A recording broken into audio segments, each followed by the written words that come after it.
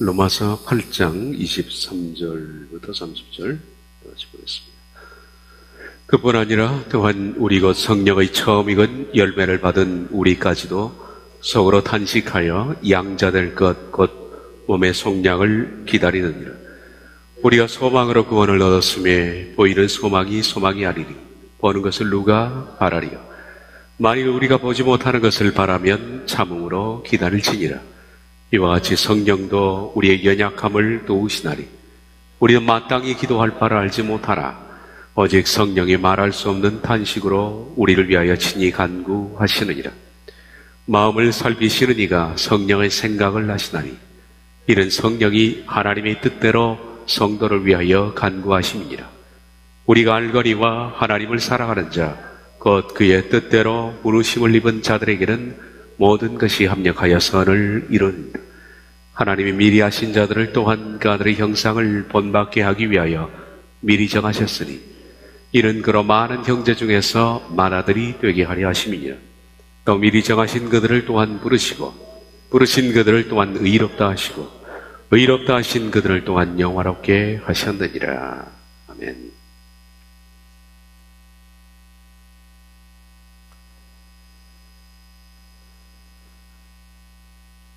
그뿐 아니라 또한 우리 곧 성령의 처음 익은 열매를 받은 우리까지도 속으로 탄식하여 양자될 것 곧 우리 몸의 속량을 기다리느니라. 그뿐 아니라 라는 것은 앞에서 말해왔던 피조물이 고난과 영광의 법칙이 있는 것처럼 그뿐 아니라 사람도 그렇다는 겁니다. 피조물도 그렇고 사람도 그뿐 아니라 고난과 영광의 법칙이 있다. 이 고난과 영광의 법칙은 하나님께서 인간에게 그리고 모든 피조물에게 세우신 타락 이후의 법칙입니다. 피조물뿐만 아니라 모든 천국길을 걷는 이 땅의 사람들 역시 다 고난과 영광의 법칙으로 하나님 앞에 나와야 하는 겁니다. 그러므로 고난이라는 것은 천국길을 걷는 사람의 증명이기도 합니다. 여기서 말하는 고난은 외부적인 박해를 말하는 것이 아니라 원어의 뜻은 내적 자아가 죽음으로 인해서 생기는 자기 고통입니다. 어려운 삶, 힘들고 궁핍한 것 이런 것이 아니라 내적 자아가 죽음으로 인해서 생기는 고통, 이 고통이 있어야만 영광에 이른다는 겁니다. 로마서 8장 23절에 의하면 그 고통을 탄식과 기다림으로 표현했습니다. 그래서 천국인들은 이 땅에서 탄식과 기다림으로 애가 타는 사람입니다. 이런 탄식과 기다림은 이 세상을 살아가는 사람들에게는 몹시 불편하게 만듭니다. 세상에 정착을 하지 못하고 세상에 낯설고 또 세상이 방황되며 세상과 부조화를 이룰 수밖에 없다. 여기서 말하는 우리, 그뿐 아니라 또한 우리 곧 성령의 처음 익은 열매를 받은 우리까지도 할 때 여기 우리는 모든 사람을 지칭하는 것이 아니고 십자가 고난과 죽음의 삶, 다시 말하면 내적 죽음을 살고 있는 사람들을 가리킵니다. 내적으로 죽어가는 사람들은 속으로 탄식합니다. 속으로 탄식한다라는 이 탄식은 마치 출산의 고통을 느끼는 것과 같아. 그 정도로 고통스럽다. 자기 자신을 죽인다는 것은 고통스러운 일입니다. 우리 곧 성령을 처음 익은 열매를 받은 이것은 이 말 한마디로서 큰 복입니다. 성령의 처음 익은 열매는 그리스도를 지칭한다. 그러므로 우리 곧 다시 말하면 내적 자아가 죽어가는 사람들은 그리스도를 받은 사람들이다. 그리스도를 받았기 때문에 내적 자아의 죽음에 동참하는 겁니다. 그러므로 이 말은 그 자체가 큰 복이지만 현실에서는 고통이다. 내적 저의 죽음으로 인해서 고통을 당하고 있다. 마치 앞서 말씀드린 것처럼 산통을 겪는 것처럼 세상을 그렇게 삽니다. 그들은 내적 죽음으로 인해서 탄식하고 있을 뿐만 아니라 기다리고 있다. 양자될 것, 곧 몸의 속량, 속량은 부활을 말합니다. 몸의 속량은 부활입니다. 몸의 속량, 부활이 되면 양자가 되는 겁니다. 미리 하나님의 자녀가 되는 것이 아니라 자녀는 앞으로 칭의가 된 이후에, 그리고 몸이 부활될 때 완전한 자녀가 되는 겁니다. 그때 양자라 그렇게 부릅니다. 그것을 기다리고 있는 겁니다. 기다린다는 것은 저 멀리서 바라보고 환영하는 것을 말합니다. 이 땅에서 비록 내적 자아의 죽음으로 인해서 고통을 겪고 있는 이 땅이지만은 저 멀리 다가오는 몸의 부활, 곧 내가 양자되는 그때를 저 멀리서 바라보면서 기뻐하는 것. 그것이 바로 내적 자아의 죽음을 이루는 사람들의 현재적 삶이다. 천국인들은 그 몸의 속량, 부활을 간절히 기다립니다. 그래서 마치 히브리서 13장 13절처럼 이 사람들은 다 믿음을 따라 죽었으며 약속을 받지 못하였을 때 그들은 멀리서 보며 환영했다. 멀리서 보며 환영하는 것. 이게 그리스도인의 바로 현재적 삶입니다. 그러므로 그리스도인들의 내적 자아의 죽음을 이루는 사람들의 삶은 항상 현실에 있어서는 안주가 아니라 고통이고 괴로움이 있고, 그리고 먼 미래를 바라보는 아주 간절함이 그 속에 있는, 우리는 성령님의 도움 사역 가운데 지난 시간에 마지막 부분을 첫 번째 봤습니다. 성령님은 공동체 안에 계십니다. 하나님의 말씀을 올바로 이해하고 그리고 내적 자아의 죽음을 이루려는 말씀과 그러한 관계 속에서의 교제, 그러한 관계 속에서의 하나님에 대한 섬김이 있는 공동체 속에 성령님은 내주하십니다.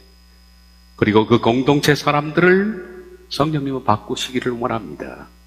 자유, 그리고 생각의 변화, 내적 죽음, 그리고 죽음에 따른 확정을 주시고, 그리고 5번, 6번은 한 주제입니다. 피조물과 하나님의 자녀처럼 고난과 영광의 법칙을 적용하신다. 지난 시간에 23절을 봤는데 몇 주간 더 6번은 볼 겁니다. 그뿐 아니라 또한 우리 곧 성령의 처음 익은 열매를 받은 우리까지도 속으로 탄식하여 양자될 것, 곧 몸의 성량을 기다리느니라. 피조물뿐만 아니라 우리 곧 그리스도를 받은 우리까지도 속으로 고통을 느끼면서 부활 곧 양자되는 그 시간을 저 멀리서 바라보고 기다린다. 우리가 소망으로 구원을 얻었으며, 본문에는 그 소망에 정만사가 붙어 있습니다. 그 소망은 23절을 말합니다. 우리가 그 소망으로 구원을 얻었음에 보이는 소망이 아니니 보는 것을 누가 바라리요. 만일 우리가 보지 못하는 것을 바라면 참음으로 기다릴지니라. 오늘은 25절까지를 보겠습니다. 천국길을 걷는 사람들은 내적 죽음의 고통을 느낀다 그랬습니다. 고통과 그리고 간절함 속에서 사는 겁니다. 자아가 죽어가는 고통, 그리고 저 멀리서 몸의 부활을 기다리는 간절함 속에 삽니다. 말씀드린 것처럼 그들은 기다립니다. 멀리 떨어져서 환영하는 겁니다. 이 땅에서 몸의 부활을 바라보면서 환영하는 겁니다. 몸이 성량되는 그날은 이 죄의 몸이 완전히 해결될 것이기 때문에 내적 죽음의 고통을 겪는 사람은 가장 고통스러운 것이 자기 자신이지. 이 세상의 문제도 아니고 먹고 사는 문제도 아니라 내가 잘 죽지 않는 것 때문에 괴로운 겁니다. 자기 때문에 자기가 괴로운 거예요. 성숙되지 않는 것, 성화를 이루지 않는 것, 변화되지 않는 것 때문에 몹시 괴로워하고 몸부림치며 자아의 죽음을 매일 이루려고 싸우고 힘들어하고, 그래서 몸의 속량 곧 부활 뒤에는 하나님께서 우리를 완전히 변화시키기 때문에 지금 내가 갈등하고 괴로워하는 죄의 문제는 완전히 해결되겠죠. 그래서 완전한 죄의 문제의 해결인 몸의 속량의 날을 기다립니다. 그런 점에서 이것에 대한 소망, 그 소망에 정관사가 붙어 있다고 그랬죠. 그 소망, 우리가 그 소망으로 구원 얻었음에, 그 소망이라는 것은 몸의 속량이에요. 몸의 속량 곧 부활을 기다리는 그 소망, 부활을 기다리는 그 소망으로 구원을 얻었다. 특이한 표현을 씁니다. 구원은 보통 사람들이 다 그렇게 일반적으로 말을 합니다. 예수님의 십자가를 통해서 받는다. 그런데 바울은 소망으로 구원을 받는다. 그렇게 말합니다. 그 소망이 몸의 부활을 기다린 그 소망. 그런데 소망으로 구원을 얻었음에 라는 이것이 과거형입니다. 아주 특이한 표현입니다. KJV에도 구원을 받았음에 라고 씁니다. 그런데 성경 가운데는 구원에 관해서는 과거형이 거의 없습니다. 거의 없는데 아주 드물게 여기 하나 나오는. 그래서 생각이 없는 사람들은 구원은 전부 현재 완료형이며 미래형이다 라고 말하면, 똑똑한 사람들 가운데 이렇게 질문하는 사람이 있습니다. 여기 있다. 맞습니다. 이게 과거형입니다. 구원에 관해서 거의 현재 완료형은 진행을 포함합니다. 현재 이루고 있는 중이에요. 그리고 미래로 받을 것입니다. 그런데 과거를 쓰는 것은 아주 드문데 여기 그 케이스입니다. 우리가 소망으로 구원을 얻었음에, 그렇지만은 이 과거형은 가만히 생각해보면 그 앞에 소망이라는 단어가 붙어 있습니다. 소망은 우리가 현재에 성취되는 것이 아닙니다. 그리고 이 소망에 대해서 이런 문구를 붙여놓고 있습니다. 우리가 소망으로 구원 얻었음에 보이는 소망이 아니니 보는 것을 누가 바라리요. 만일 우리가 보지 못하는 것을 바라면 참으로 기다리시니라. 이 소망이 이루어지는 날은 저 먼 미래입니다. 그러니까 소망이라는 것은 미래형 단어입니다. 지금 현재형이 단어 아니죠. 미래형 단어입니다. 미래형 단어인데 구원을 받았다는 과거형으로 씁니다. 그러므로 좀 깊이 생각해 봐야 할 문제는, 구원을 받았음에 라는 과거형 앞에 소망이라는 단어, 미래형 단어가 있기 때문에 이것은 지금 이 현재적 관점에서 구원을 받았다라는 과거가 아니라 소망이 이루어지는 미래적 관점에서 과거입니다.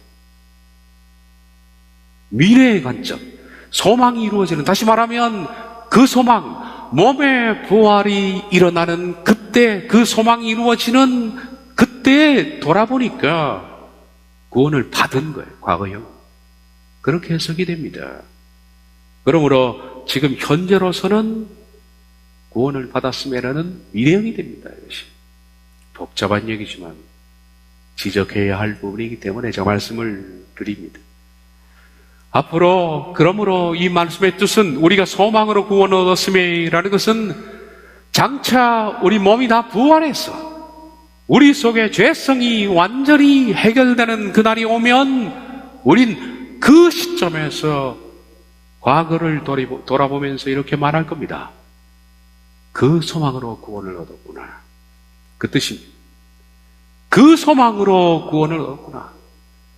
내가 이 땅에 사는 동안에 내 몸의 구속, 곧 부활을 그렇게 간절히 기다리면서 그 소망으로 나를 쳐서 나의 내적인 죽음을 이루었던, 그러면서도 한편 저 멀리서 몸의 부활을 기다렸던 그 소망, 그것이 있었기에 오늘 내가 이 자리에 올 수가 있었구나 라고 그때 고백할 것이다. 그러므로 내적 죽음의 길을 걷는 사람들은 항상 이 소망을 가지고 있는 것이 특징입니다. 먼 미래에서 그 소망이 성취되는 몸의 부활, 그 사건 때 과거를 보면서 그 소망 때문에 내가 이 자리에 왔구나 라고 고백한다면, 지금 현재 내적 죽음을 이루는 사람들은 항상 그 마음속에 왜 내가 내적으로 죽느냐, 왜 죽느냐, 뭐 때문에 우리가 죽어야 합니까? 뭐 때문에 우리가 바보가 돼야 되고, 뭐 때문에 내가 내 자아를 쳐야 하고, 내가 양보해야 되고, 포기해야 되고, 내가 져야 하고, 논쟁에서 내가 후퇴해야 되고, 그럴 이유가 뭡니까? 그 소망 때문에. 그 소망. 그래야만 내 몸이 부활한다 라는 그 소망 때문에, 그리고 그 소망이 그 속에 항상 그 마음속에 있는 사람을 가르쳐서 구원을 이루어가는 사람입니다. 그 소망이 우리를 죽음의 길로 인도하는 겁니다. 그 소망이 기꺼이 죽도록 만드는 거예요. 아낌없이 그 소망이 내적 죽음을 이룰 수 있도록 원동력이 되고 힘이 되는 것입니다. 내 속에 이 소망이 있느냐? 그 소망이 현재의 내적 죽음을 기꺼이 선택할 수 있도록 한다. 그래서 우리가 다 미래의 어느 날, 몸의 부활이 이르는 날, 우리의 과거를 돌이켜보면서 바로 내가 죽을 수 있던 것은 내 속에 있었던 그 소망 때문이었다 라고 고백하는 겁니다. 바울은 고린도후서 7장 8절에서 11절까지 고린도 교인들에게 몹시 책망합니다. 몹시 책망합니다. 아주 바울은 매를 들기로 작정을 했죠. 아주 거칠게 번역하면 너희들이 다 미쳤다, 이제 제정신이 박힌 놈들이냐, 이런 식의 스타일로 책망을 합니다. 제정신이 박힌 사람들이냐, 교회를 그렇게 어지럽히고 있으니, 그렇게 몹시 책망을 바울이 한 뒤에 자기는 후회했다. 후회했다기보다 가슴 아파했겠죠. 너무 사랑해서 고린도 교인 이 사람들을 성도 만들기 위해서 심히 거친 언어로 책망을 했음에도 불구하고 바울의 마음속에는 마음이 아파요. 너무 거칠게 몰아붙였기 때문에. 그래서 그 얘기를 지금 하는 겁니다. 내가 그 편지는 고린도 전서가 되겠죠. 후서니까. 고린도 전서에서 여러분을 몹시 책망한 그 편지로 여러분을 슬프게 했더라도 나는 후회하지 않습니다. 그 편지가 잠시나마 여러분을 슬프게 했다는 것을 알고서 내가 곧 후회하긴 했지만 지금은 오히려 기뻐합니다. 그것은 여러분이 슬픔을 당했기 때문이 아니라 슬픔을 당함으로써 회개를 하게 되었기 때문입니다. 여러분이 하나님의 뜻에 맞게 슬퍼했으니 결국 여러분은 우리 때문에 손해본 것이 없습니다. 하나님의 뜻에 맞는 슬픔은 회개하게 하여 구원에 이르게 함으로 후회할 것이 없습니다. 그러나 세상의 슬픔은 죽음을 가져옵니다. 보십시오. 하나님의 뜻에 맞는 슬픔으로 얼마나 많은 변화가 여러분에게 일어났습니까? 여러분이 나타낸 그 열성, 그 변호, 그 의분, 그 두려워하는 마음, 그 그리워하는 마음, 그 열정, 그 징계하는 정신을 보십시오. 그러면서 바울이 내가 책망하기를 잘한 것 같습니다. 바울이 몹시 책망을 했더니 고린도 교인 가운데에서 깨어난 사람이 있는 겁니다. 그 사람들은 바울의 책망을 듣고 슬퍼하며 하나님 앞에서 자신이 회개하고 변화가 생겼습니다. 열정이 살아났고 변호, 의분, 두려워하는 마음, 그리고 그리워하는 마음, 열정, 그리고 자신을 징계하는 마음, 이런 것들이 생겨났다는 거예요. 내적 자아의 죽음, 이것은 책망입니다. 내 자신이 내 자신에게 매를 드는 거예요. 쉬운 일이 아닙니다. 보통 사람들은 다른 사람에게 채찍을 잘 들죠. 다른 사람의 단점을 잘 발견하고 그 사람을 비난하고 비판하고 채찍을 들지만은 정말 먼저 들어야 할 채찍은 바로 자신을 향한 자성의 채찍입니다. 내적 죽음을 이루는 사람들은 자기를 향해 자기가 치는 거예요. 자기가 자기를 매질하는 겁니다. 그건 쉬운 일이 아닙니다. 고통스러운 일입니다. 그러나 이것으로 말미암아 영들이 살아났다. 그리워하는 마음도 두려워하는 마음도 열정도 살아난다. 자신을 징계한다는 것은 현실에서 매우 힘든 일입니다. 대부분의 사람들은 그렇게 하지 않습니다. 열이면 10번 다 남을 징계하지 자기 자신을 채찍하는 사람은 그렇게 흔치 않습니다. 근데 자기를 채찍해야만 우리가 바르게 길을 갈 수가 있는 거예요. 이것이 몹시 힘든 일이지만 몸의 구속, 몸의 성량, 부활이 이루어지는 그날을 위해서 구원받는 사람들은 그 소망을 가지고 내적 자아의 죽음, 자기 죽음에 기꺼이 동참을 한다. 그래서 천국인들은 그 소망을 가지고 있으며 그 소망이 구원을 이루는 겁니다. 그래서 이런 말을 하는 거죠. 우리가 그 소망으로 구원을 얻었으며, 그런데 우리가 가지고 있는 그 소망은 보이는 소망이 아닙니다. 보이지 않는 소망입니다. 만일 우리가 보지 못하는 것을 지금 바라고 있으면 참음으로 기다릴지니라.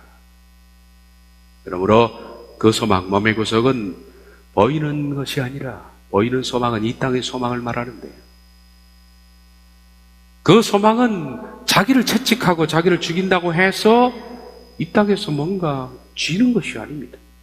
존경을 받는 것도 아니고 명예를 얻는 것도 아니고 더더욱이 내가 윤택해지는 것도 아닙니다. 이 세상에서 그 소망은 질 게 없습니다. 보이는 소망은 이 세상의 소망입니다. 우리가 그 소망으로 구원을 얻었는데 그 소망은 보이는 소망이 아니라 보지 못하는 것이다. 그것은 미래적 소망이에요. 몸의 부활이 일어난 그때 성취될 소망. 그 소망은 현실에서 성취되는 것이 아니므로 천국인은 목을 길게 빼고 발끝을 세우고 멀리 바라본다 그랬어요. 그 천국인의 마음속에는 그리움이 있는 겁니다. 그리움이 있는 거예요. 신앙을 다른 말로 시적 멋있는 표현으로 표현하자면 신앙은 그리움입니다. 그리움. 저 나라에 대한 그리움. 노스탈지아죠. 말만 들어도 마음속에 사무치는 그리움. 그 그리움이 천국인에게는 진앙입니다. 그래서 항상 천국인들은 목을 길게 빼고 촉각을 지금 보이는 것에 맞춘 것이나 저 멀리 보이지 않는 것에 맞추고 바라보고 있는 사람, 현실에서의 고통이 더할수록 그 소망은 더 간절해집니다. 잠깐의 당하는 고통을 미래적 기쁨으로 이겨내며 스스로 치유해내며 스스로 정화해내면서 스스로 힘을 얻는 겁니다. 내 영혼을 가장 잘 인도할 수 있는 사람은 내 자신입니다. 목사의 설교에만 의지하지 마시고요. 그것은 나에게 하나님께서 하시는 말씀을 듣는 시간일 뿐입니다. 나를 고쳐나가는 것은 내 자신입니다. 누구도 나를 고치지 못합니다. 그러므로 스스로 치유하고 스스로 정화하며 스스로 힘을 얻는 거예요. 만일 우리가 보지 못하는 것을 바라면 참음으로 기다릴지니라. 그러나 만일 우리가 보지 못하는 것을 소망한다면 인내를 통하여 기다리라. 우리는 보지 못하는 것을 소망합니다. 몸의 부활. 몸의 부활은 당장 보이는 것이 아닙니다. 저 멀리 있는 겁니다. 그것은 그리움이고 현재적 내적 자아의 죽음에 따른 고통입니다. 고통과 그리움. 그러나 이것과 더불어서 꼭 하나 더 필요한 것은 인내입니다. 그 날이 이루어질 때까지 꾸준하게 인내를 통해 소망을 하라.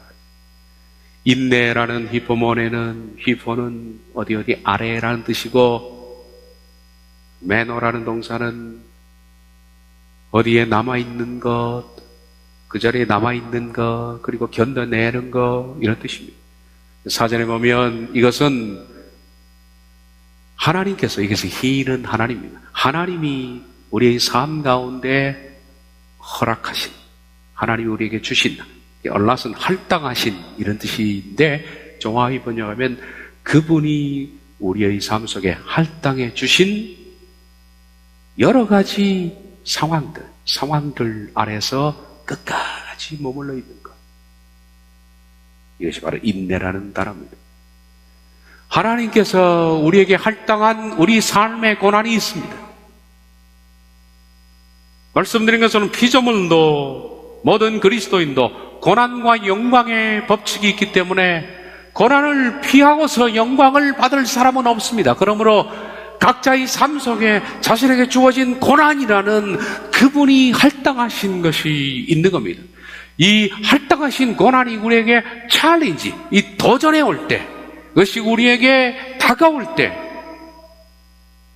믿음이 변질되지 않고 흔들리지 않고 그 자리에 끝까지 머물러 있는 것, 조금 더 흔들림 없이, 그것이 우리의 삶 속에 적용해 와도 조금도 변함없이, 마음이 변함없이 그 자리에 그대로 머물러 있는 것, 그것이 인내입니다. 만약 여러분이 그 소망이 있다면 인내를 통하여 기다리라.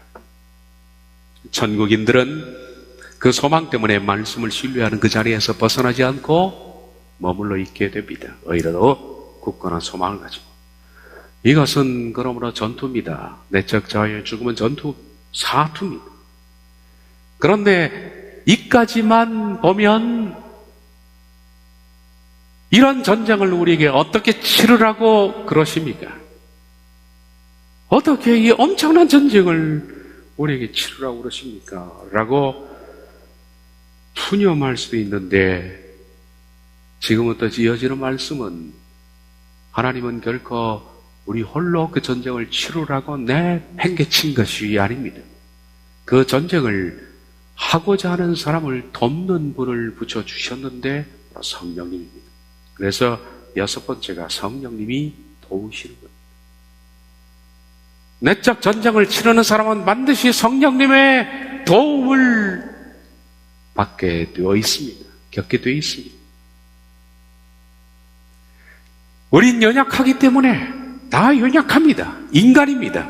그러므로 홀로 우리가 내적 전투를 치르도록 하나님이 방해하셨다면 우린 이겨내지를 못합니다. 그러나 성령님은 이 점을 돕기 위해서 예수님 말씀했죠. 내가 너희를 고아처럼 버려두지 않을 것이다. 내가 너에게 보혜사를 보낼 것이다.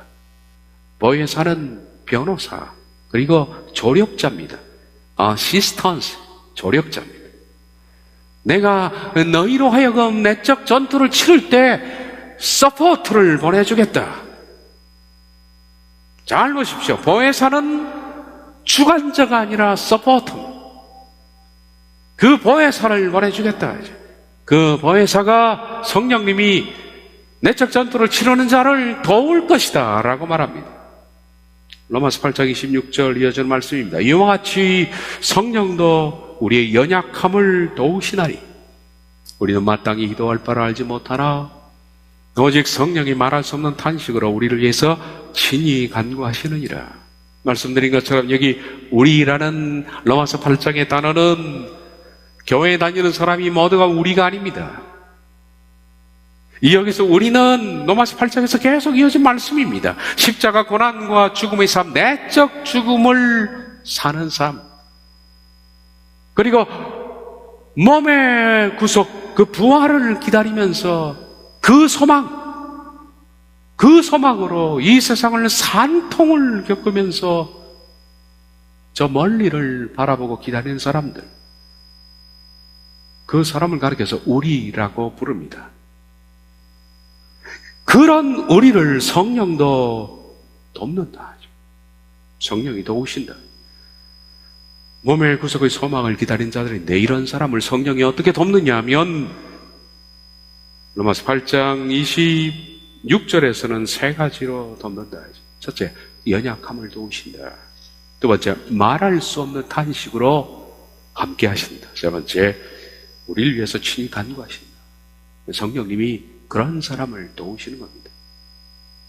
여러분, 이런 도움을 이 설교를 통해서 여러분은 확인하셔야 돼요. 아, 그랬구나. 나도 느껴. 그렇습니다. 확인하셔야 돼요. 첫째, 연약함을 돕는다. 성령도 우리의 연약함을 도우시나니 우리는 마땅히 기도할 바를 알지 못하라. 내적 죽음을 이루기 위해서 두렵고 떨림으로 사는 자들 역시 연약합니다. 완전한 몸의 부활이 이루어지지 않았기 때문에 내적 죽음을 이루는 사람도 연약합니다. 그래서 마땅히 빌 바를 알지 못한다. 연약함을 돕는다. 여기서 연약하다는 것은 힘이 없다, 의지가 박약하다 그런 뜻이 아닙니다. 이미 여기 우리라고 부르는 사람은 의지가 강한 사람입니다. 그 사람들은 마음이 결정된 사람이에요. 자기가 죽기를 각오한 사람이에요. 그러므로 의지 박약자가 아닙니다. 매일같이 전쟁에 실패하고 돌아와서 하나님 나 어떡합니까 하는 사람들이 아닙니다. 이 사람들은 강하게 결심한 사람들이에요. 자기가 죽기로. 여기서의 의지는, 연약함은 그런 뜻이 아닙니다. 이미 이들은 소망 가운데에서 앞전에 말한 것처럼 인내하고 있는 사람입니다. 여기서 연약함이라는 건 뭐냐 하면 뒤에 나오는 마땅히 빌 바를 알지 못하는 연약함입니다. 그 연약함이지 밤낮 내적 죽음에 실패해서 또 쓰러지고 또 헤매고 하는 사람이 아닙니다. 성령님은 그런 분들을 돕지 않습니다. 마음이 결단되지 않아서 매일같이 풍전등화처럼 흔들리고 또 실패하고 또 연약해서 헤매이는 사람을 성령님은 돕지 않습니다. 결단한 사람들, 가고자 하는 사람을 성령님은 돕는데 어디를 돕느냐? 연약함, 곧 마땅히 기도할 바를 알지 못하는 그 연약한 사람들을 돕는다. 그 뜻입니다. 이와 같이 성령도 우리 연약함을 도우시나니 우리는 마땅히 기도할 바를 알지 못하나.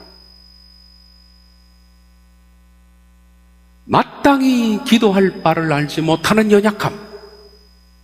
마땅히 기도할 바라는 뜻은 반드시 기도해야만 하는 것, 이런 뜻입니다. 반드시 기도해야만 하는 것. 내적 죽음을 위해서 길을 가는 사람들은 가는 길에서 겪는 어려움, 고난 이런 것들이 닥치면 고난 때문에, 어려움 때문에 헤매는 것은 아닙니다. 말씀드린 것처럼 이미 마음이 결단한 사람들입니다.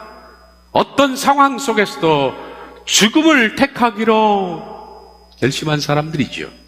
사는 것을 택하는 것이 아니라 죽는 것을 각오한 사람들입니다. 그런데 그럼에도 불구하고 여러 가지 다양한 어려움과 고난이 닥치면 하나님의 뜻이 뭘까? 내가 어떻게 해야 될까?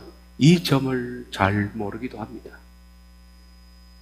바로 그 점을 내적 죽음을 각오한 사람들에게 성령님은 무엇을 기도해야 할지 그 상황에서 일러주신다는 겁니다. 그것은 다시 말해서 죽음과 관련된 것을 고쳐하는 성령님. 그 상황 속에서 너에게 하나님이 원하시는 것은 뭐냐? 그 상황 속에서 네가 어떻게 죽기를 바라느냐? 그걸 하나님이 일러주신다. 그러므로 기도는 열정이 아니라 방향입니다. 사실 기도는 바르지 않는다면 차라리 구하지 않는 것이 좋아요. 기도가 올바르게 발음이 없다면 구할수록 사람들은 잘못됩니다. 구할수록 나쁘게 나아가고 구할수록 자기 의만 쌓이고 교만만 쌓이는 겁니다. 구할수록 잘못되는 겁니다. 기도는 열정 이전에 발음입니다. 바르게 기도하는 것이 가장 중요합니다. 몇 시간을 기도했느냐? 대체 그것이 뭐가 중요합니까? 얼마나 금식했느냐? 그것이 뭐가 중요합니까? 바르지 못한 하루에 몇 시간의 기도와 금식은 오히려 더 멀리 가게 만들잖아요. 이사야 1장 11절 12절 여호와께서 말씀하시되 너희의 무수한 재물이 내게 무엇이 유익하냐? 나는 순양의 번제와 살진 짐승의 기름에 배불렀고 나는 수송아지나 어린 양이나 순염소의 피를 기뻐하지 아니하노라. 너희가 내 앞에 보이로니 이것을 누가 너에게 요구하였느냐? 내 마당만 밟을 뿐이냐. 하나님과 뜻이 빗나간 사람들이 오히려 제물을 드릴수록 번제와 기름을 드릴수록 하나님께서 더 격분할 수밖에 없는 거예요. 그러므로 신앙이라는 것은 열정 이전의 방향입니다. 방향. 삶도 우리가 열정 이전의 방향입니다. 바르지 않는 기도는 열정적일수록 더 파멸적일 수가 있다. 기도는 발음이 우선입니다. 무엇을 기도해야 하나? 무엇이 하나님의 뜻에 맞나? 이것에 대한 고민과 발견이 없는 기도는 기도가 아닙니다. 무엇을 기도해야 하느냐? 예수님께서는 주 기도문에서 보편적으로 모든 사람들이 기도할 때 무엇을 기도할 것인지를 말씀하셨습니다. 예수님이 말씀해 주신, 주님이 가르쳐 주신 기도문은 기도의 방향성 문제지 이것을 기도하는 것이 아닙니다. 그 주기도문을 달달 외우라는 뜻이 아닙니다. 너희는 이것을 기도하라. Pray this 라고 했다면 우린 그것을 마치 연불처럼 달달 외고 또 외고 또 외워야 합니다. 그러나 예수님께서는 이것을 기도하라 하시 아니라 너희는 이렇게 기도하라. 이렇게 기도하라. 이런 식으로 기도하라. 그러므로 주 기도문은 기도의 방향입니다. 방향. 똑같이 할 필요가 없습니다. 주 기도문을 외우는 것이 목적이 아니라 그 방향으로 기도를 해야 된다는 거죠. 그것이 보편적인 기도인데 제가 주기도문 강의에서 강의를 다 했습니다만은 그 주기도문에서 가장 핵심적인 것은 먼저 그의 나라, 아버지에 대해서 구하고 그리고 다음 우리에 대해서 구하고 나에 대해서는 구할 필요가 없다. 너희들이 기도하기 전에 필요한 것은 아버지께서 다 아시느니라. 나에 대해서는 기도하지 말라고 그랬잖아요. 저는 지금까지도 그 철칙을 지키고 있습니다.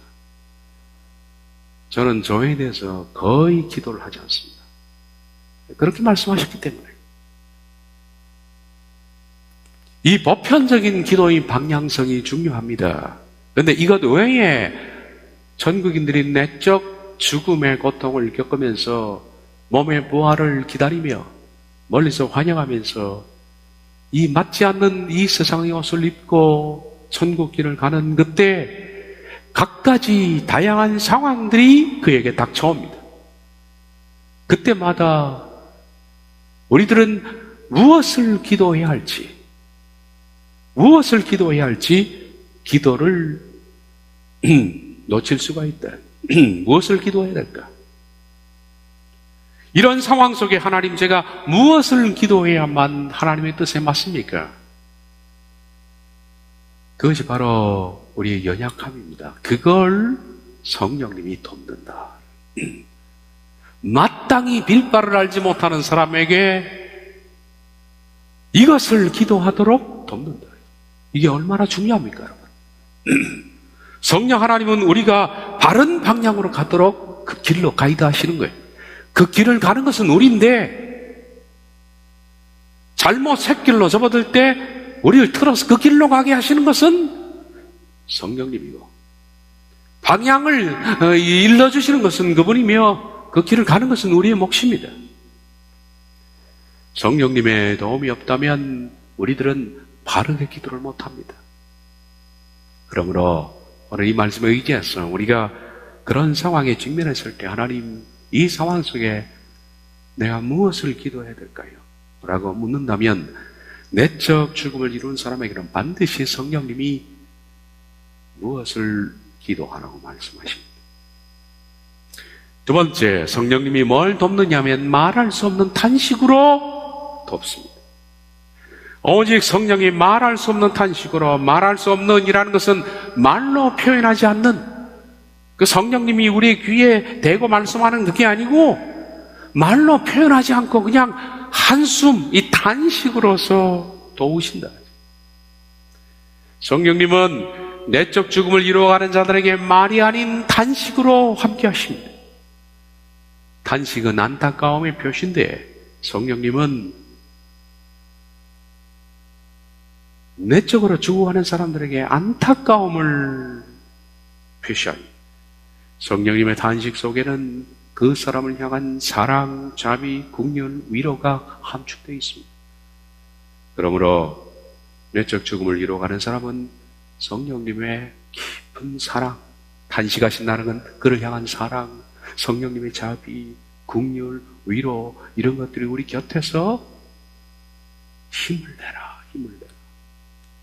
조금만 더 힘을 내라 라는 격려를 받습니다. 그러므로 그런 가운데서도 힘을 얻고 간다. 우리가 발견할 수 있는 이까지 모든 점을 볼 때 성령님은 구원의 길을 가는 사람에게 결코 주도적이지 않죠. 결코 지금까지 성령님에 관한 말씀은 주도적이지 않습니다. 칼빈의 견해는 성령님이 주도적입니다. 견인이라고 그러죠. 우린 가만히 있는데 억지로 끌고 가신다. 절대로 성령님은 그렇게 하지 않습니다. 강제로 견인하지 않고 성령님은 내적 죽음을 이루는 사람을 곁에서 돕습니다. 어떻게 돕느냐? 말할 수 없는 탄식으로 돕고, 그리고 그들이 바로 기도할 수 있도록 연약함을 돕는 겁니다. 그거 외에는 성령님이 하지 않습니다. 그렇게 해서 우리가 그 길을 갈 수 있도록 주도적으로 우리가 구원을 이룰 수 있도록 돕는다. 무엇을 기도해야 할지 모르는 연약한 그들에게 연약함을 제거하시는 것이 아니라 마땅히 기도할 바를 일러주셔서 그들이 기도하도록 돕는 거예요. 성령님은 구원에 있어서 절대 주도적이지 않습니다, 여러분. 구원은 우리의 몫이에요. 우리가 이루어야 하는 거예요. 이루려고 하는 사람을 성령님은 도울 뿐입니다. 힘겨운 싸움을 하는 자들 곁에서 말할 수 없는 탄식으로 함께 하신다. 마지막으로 성령님은 우리 위해서 친히 간구하신다. 우리를 위해서 친히 간구하시니라.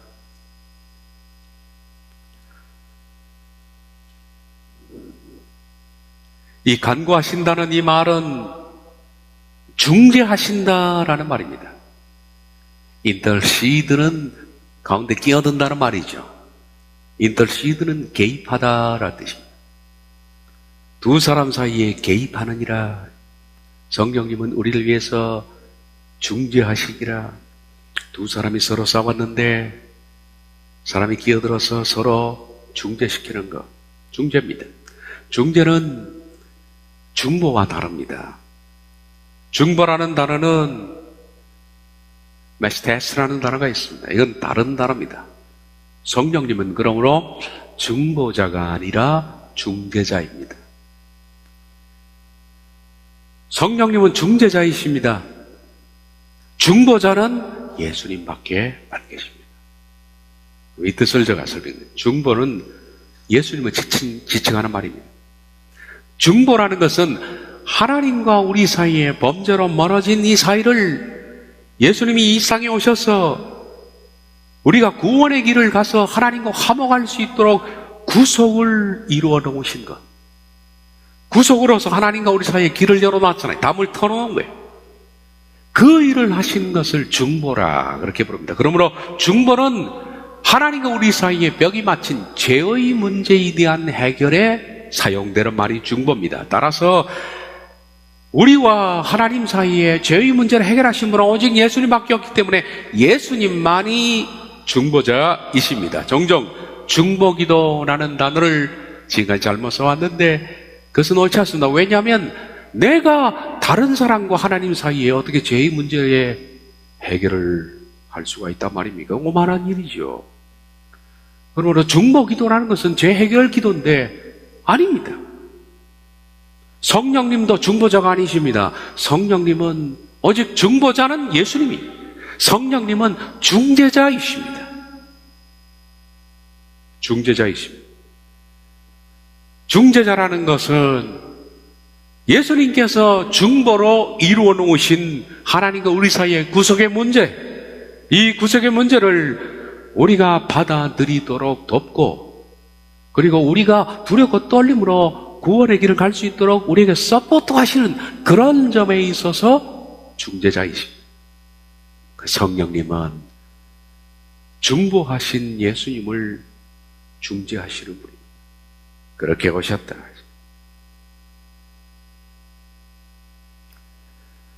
성령님이 돕는 것은 세 가지입니다. 첫째, 전제는 뭡니까? 전제. 내적 자아의 죽음의 길을 걷는 자. 그래서 저 멀리 있는 몸의 부활을 이 멀리서 정말 간절함으로 기다리는 사람. 그날을 소망하면서 오늘 기꺼이 죽기로 작정한 사람. 그리고 매일 삶 속에서 작정한 대로 죽음을 이루어 나가는 사람. 그 사람은 현재적 고통이 있습니다. 고통과 그리움이 있는 거죠. 그런 사람의 연약함, 곧 무엇을 기도할지 모르는 연약함을 도우신다. 그리고 곁에서 탄식은 응원입니다. 다시 말하면 힘내라. 어깨를 두들겨 주시고 탄식하시는, 그리고 우리를 위해서 중재하시는, 하나님과 우리 사이에 중재하시는, 우리가 열어놓은, 중보로 열어놓은 예수님의 구석을 보다 잘 갈 수 있도록 그분이 도우시는 중재 역할을 하신다. 8장 26절, 이와 같이 성령도 우리의 연약함을 도우시나니 우리가 마땅히 기도할 바를 알지 못하나 오직 성령이 말할 수 없는 탄식으로 우리 위해서 친히 간구하시고, 성령님은 이렇게 공동체 안에서 우리를 돕고 계십니다. 기도하겠습니다.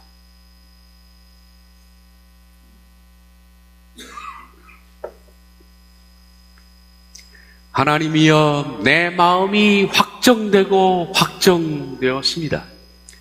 우리는 내적 죽음을 이루기로 우리의 마음속으로 확정했습니다. 흔들리지 않고 어떤 사람, 어떤 사건, 어떤 일, 어떤 경우, 어떤 황당한 일을 만나고 답답한 일을 만나고 의겨쌈을 당하고 해도 우린 살기보다 죽기로 방향을 결정했습니다. 성령님, 우리를 도와주셔서 마땅히 빌바를 알지 못하는 연약한 사람들에게 빌바를 알게 하시고 말할 수 없는 탄식으로 우리를 위해서 친히 간구하여 중지하여 주시옵소서. 그리하여 모두가 이 길을 잘 갈 수 있도록 성령님의 도움으로 철로 역정의 승리자가 되게 해주시옵소서. 예수님의 이름으로 기도하옵나이다. 아멘.